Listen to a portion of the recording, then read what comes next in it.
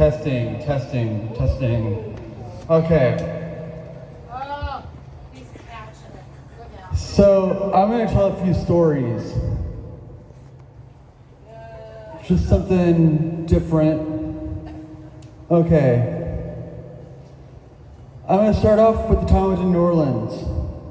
I went to New Orleans and I got pissed drunk. I literally pissed myself. And as I was pissed drunk, with piss stains down my jeans, by the way, I wandered down this small alleyway. I'm a skinny guy, right?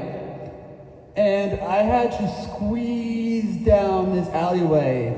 And down at the end of the alleyway was this bar. It was a big opening, and there's a fucking bar there. I'm almost blacked out. I'm stupid as hell. And I walked to this bar, and it was like a big fucking bar. I don't know why this big fucking bar was down this alleyway, right? But I walked in there, and I'm looking, and like there's like this facade of a stairwell. It looked like a picture of a stairwell. And then all these people kept coming up to me, and then my girlfriend at the time looked at me, and she's like, "I think this is a vampire bar." And I agreed with her. That's a vampire bar. And like, we got a couple more drinks. And I don't know how we left. I don't know how we got back to Baton Rouge where we were staying. So that's one story. But vampire bar, oh no. Okay. So last night, I was smoking crack in the fucking park. And these werewolves came up to me. I had my crack pipe in one hand, a lighter in another hand, and they beat me fucking up and stole my fucking crack. I'm gonna kill those fucking werewolves next time I see them. I'm going out to the fucking park tonight.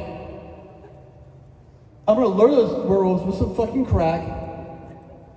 Cause I know these are crack smoking werewolves. And I am going to kill them and get my crack back. Cause crack is a hot commodity nowadays with the tariffs, you know, tariffs on crack. Okay, let me take a drink.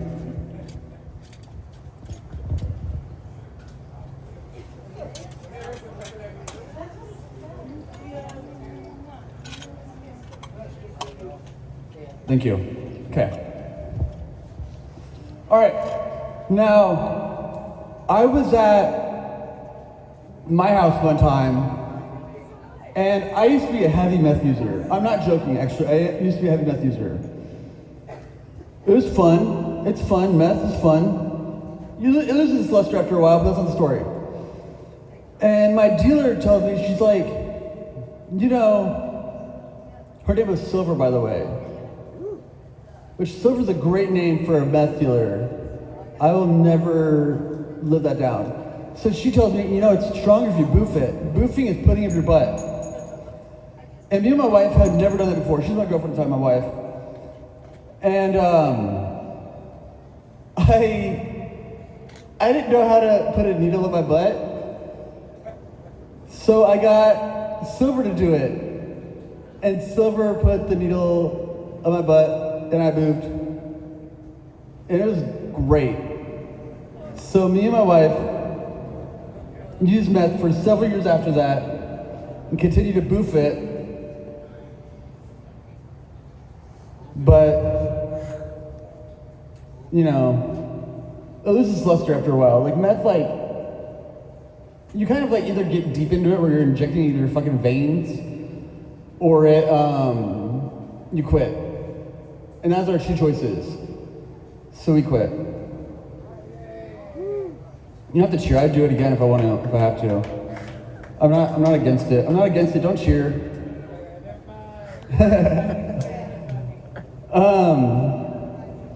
So 2 days ago, I took a few Benadryl, and I didn't know Benadryl made you tired.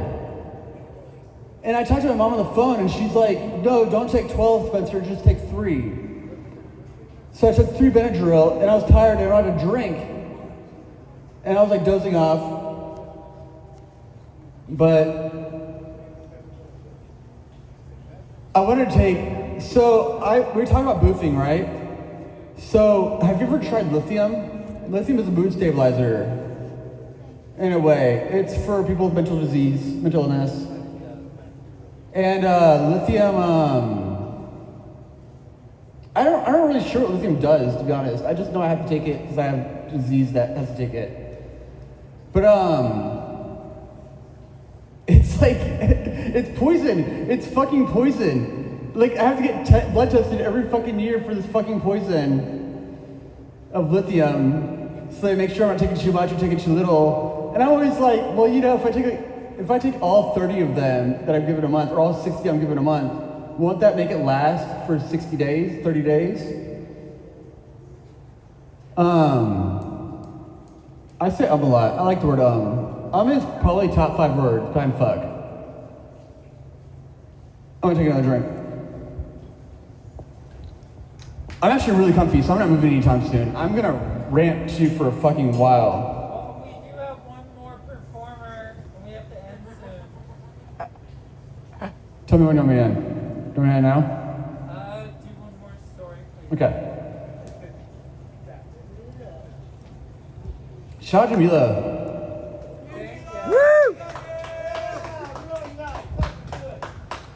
Okay, got one more story. This also relates to meth. So, drop my vape. Nope. Me and my wife, then girlfriend at the time, were buying some meth from some dude in another city. And he had us drive him around, and we drove him fucking around the whole fucking Madison County. And then like at one point he tells us he has a gun in his pocket. And we're like, whoa, we didn't think it was this kind of fucking deal. You should let us know you had a fucking gun before you got in the fucking car. So we're driving around and he like fucking robbed somebody. It was so fucking sketchy, I swear to fucking God, Mila. It was so sketchy. Like, being involved with somebody robbing someone, and then we finally dropped him off, and he puts the meth that we're buying from him in our hand. Not a baggie, just straight crystal in the palm of my hand. And that's my final story. Thank you.